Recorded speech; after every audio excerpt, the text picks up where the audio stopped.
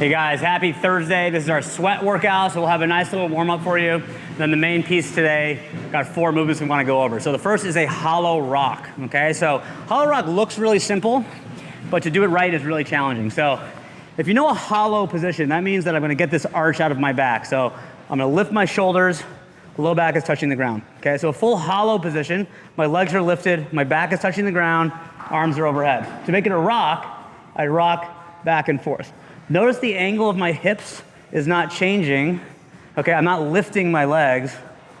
Okay, I want to keep this squeeze tight. So my butt's tight, my legs are tight, and I'm really reaching in both directions. So rocking forward and back is 1 rep. So it's really, really hard to not break position. So a way you can scale is by going to a smaller position. So a tuck position with my arms at my side, arms overhead a little harder, single leg a little harder. So you can find a position that works for you for those hollow rocks. From there, we're gonna go to single arm dumbbell push press with each arm.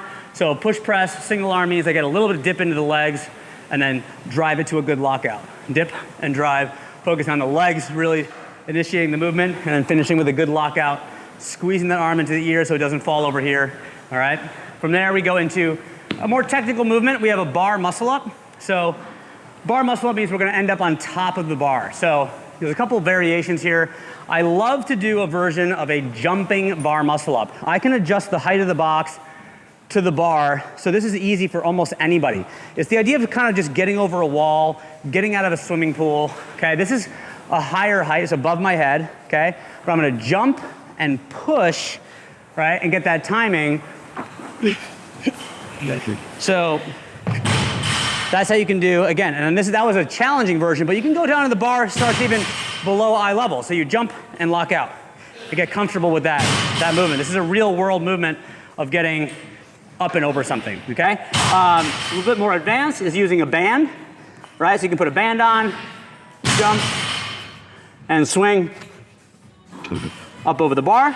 Okay, that's much more technical, but if you've been doing jumping for a while, have good pull-ups, something you can try.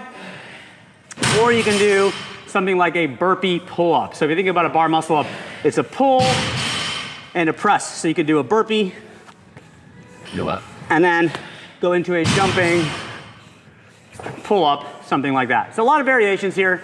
That's gonna be our big movement for the day. And then finishing off with a high box jump. There's no prescribed height today. We're trying to challenge yourself with moving higher than you normally do on the box. So when you do that, this is only 20 inches, it's not very high, but 2 ways you can think about this is how high your hips land. So let's say this were really, really high. I could jump and pull my feet up and stand. So my hips actually don't go very high, right? Look at the height of my hips from here to here. They don't go much higher, okay? So I can pull my feet up to help land on the box. Or, watch this, I can keep this box height the same and try to get my hips to land a lot higher. So I'm really working on the explosive part of the jump, not just the mobility of how deep I land. So just challenge yourself here. This part, don't rush. Make sure you don't miss. But that's gonna be the big part of today's workout. See you guys tomorrow.